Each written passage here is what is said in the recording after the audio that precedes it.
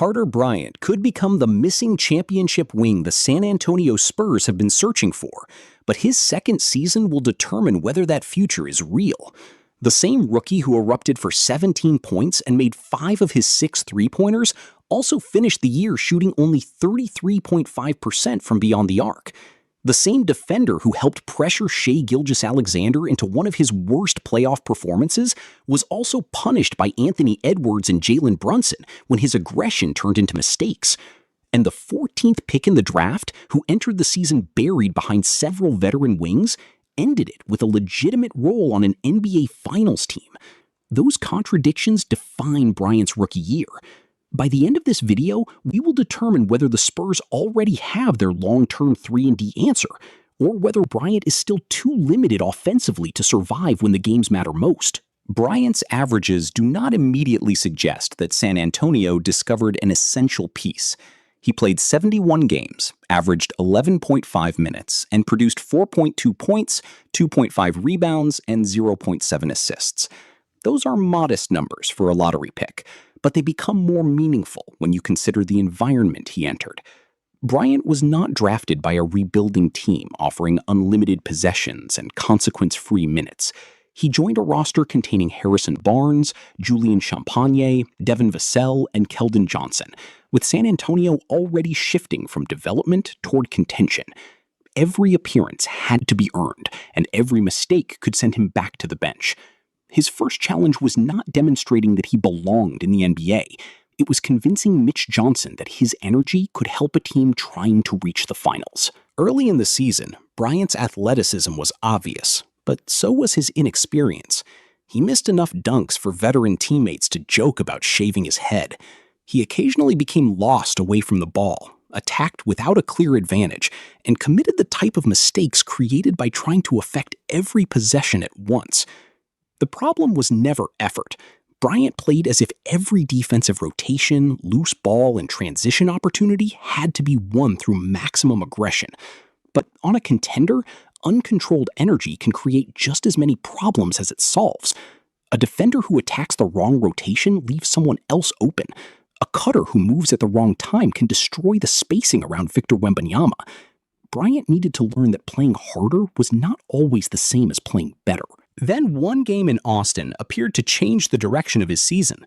On January 9th, Bryant joined the Austin Spurs and recorded 15 points, 5 rebounds, and 2 blocks in a victory over the South Bay Lakers. One G League performance did not suddenly transform his skill set, but it gave him something he had struggled to find in San Antonio: sustained minutes, consistent involvement, and permission to play through mistakes. When Bryant returned to the NBA rotation, his decisions became more deliberate. He stopped trying to manufacture offense that was not available, began using his athleticism within the structure of the defense, and looked more comfortable completing simple plays. His minutes increased because the coaching staff could finally see how his physical tools might function inside a winning system. That improvement earned Bryant more minutes, but it also raised a harder question. Could his defense survive against the NBA's best scorers? At 6'6" and approximately 220 pounds, he combines the strength to absorb contact with enough speed to stay attached to smaller creators. He can pressure the ball, recover into a play, and challenge shots from angles opponents do not expect. His athleticism also allows him to rotate from the weak side, rebound outside his position, and switch onto larger forwards for short stretches. Those qualities are especially valuable next to Wembanyama. The Spurs do not need every perimeter defender to produce a steal. They need players capable of surviving the initial action long enough for Wembanyama to remain near the basket and erase the final mistake. Bryant has the physical tools to become that kind of defender. The question is whether his recognition can catch up to his body. His best offensive performance offered a glimpse of what happens if the answer is yes. Against Portland, with Wembanyama and Stephon Castle unavailable, Bryant produced 17 points, 5 rebounds, and 4 assists while making 5 of his 6 attempts from 3. He became only the 5th rookie in Spurs history to make at least 5 three-pointers in a game. That performance should not be treated as proof that Bryant is already an elite shooter. It mattered because it demonstrated the version of him that would be almost impossible to remove from the rotation. When defenders respected his shot, he could attack open space, cut behind distracted opponents, and use his athleticism without forcing difficult creation. Bryant does not need to become a high-usage scorer. He needs to make the defense regret leaving him alone. The playoffs revealed both sides of that projection. In Game 6 against Oklahoma City, Bryant played only 8 minutes, but relentlessly pressured Gilgeous-Alexander and collected 4 rebounds. Shai finished with just 15 points on 6 for 18 shooting, his lowest scoring performance of that postseason. Bryant did not accomplish that alone, but his ability to enter an elimination game as a rookie and maintain San Antonio's defensive pressure was significant. It showed why the coaching staff continued searching for opportunities to use him. Against other elite creators, however, his inexperience became easier to attack. Edwards and Brunson manipulated his ankles, punished unnecessary contact, and turned his eagerness into an advantage for the offense. Bryant could change the energy of a game, but he could not always control where that energy took him. That distinction separates a useful regular season prospect from a dependable postseason player. In the playoffs, opponents do not simply attack the weakest athlete.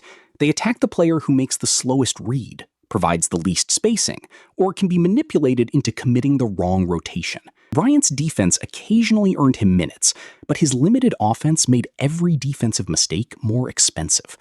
If he was not making open shots, San Antonio received almost no margin for error.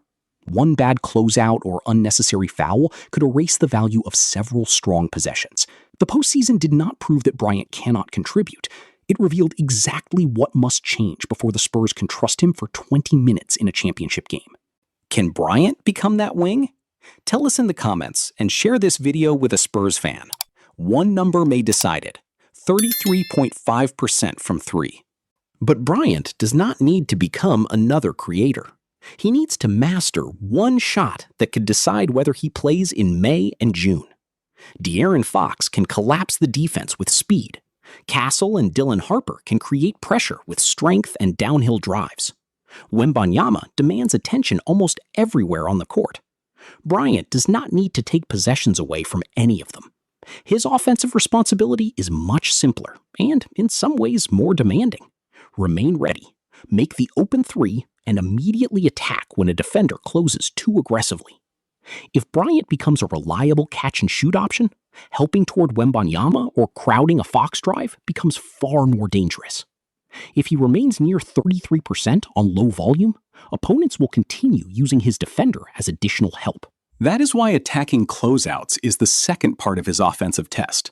Bryant does not need a collection of step-backs or complicated isolation moves.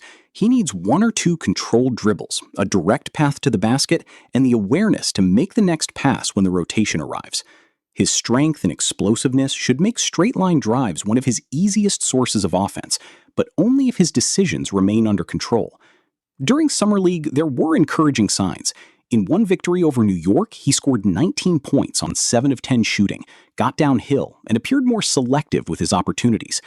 Summer League production is not proof that the improvement will transfer, but the style of those possessions mattered more than the total. Bryant was beginning to use his athleticism as a solution instead of treating it as the entire plan. San Antonio's deeper roster raises the stakes. Tobias Harris adds another experienced forward, while Barnes, Johnson, and Champagnie remain part of the competition for minutes.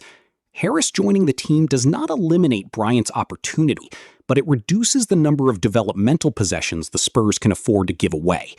Champagnie may be able to spend more time in his natural off-ball role, rather than functioning as a full-time stretch 4.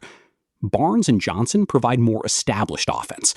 Bryant's path to the floor will therefore come through the qualities that make him different: perimeter defense, physical versatility, and the possibility of guarding several positions. He may even handle short stretches as the smallest front court player in switch-heavy lineups. But if his shot does not improve, experience will usually defeat potential when Mitch Johnson shortens the rotation. And this is why Bryant's next leap could quietly change the entire Spurs rotation. Beside Castle, he could help create one of the most physical young perimeter defensive combinations in the league. Behind Fox and Harper, he could absorb difficult assignments and preserve their energy for offensive creation. Next to Wembanyama, Bryant could cut from the weak side, occupy a corner, and switch defensively without forcing San Antonio to abandon its structure. A player performing those jobs may never average 20 points or receive major awards, but he can still determine whether a contender has enough answers to win 4 playoff rounds. Bryant's ceiling is not based on becoming another star. It is based on becoming the player who allows all of San Antonio's stars to function together.